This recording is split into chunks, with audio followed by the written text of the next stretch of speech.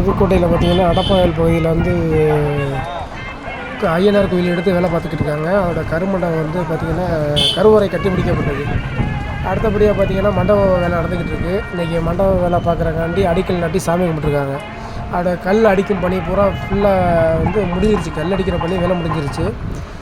இப்போ வந்து அதை தூக்கி எல்லாமே சேர்த்து மண்டபமாக மாற்றுறதுக்கான பணி நடந்துக்கிட்டு இருக்குது. கூடிய விரைவில் வந்து மண்டபம் கட்டி கும்பாசி நடக்க இருக்கிறது. இது திரளான பக்தர்கள் கலந்து கொள்ள வேண்டுமாறு கேட்டுக்கொள்கிறேன்.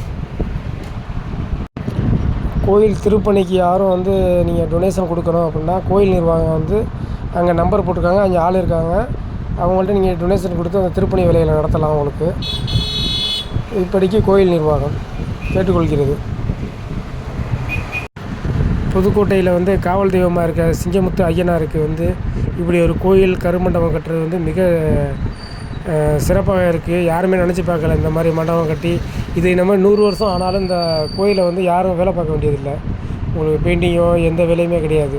இன்னும் பல தலைமுறைகளை கடந்து இந்த கோயில் நிற்குங்கிறத ஒரு நிதர்சனமான உண்மை.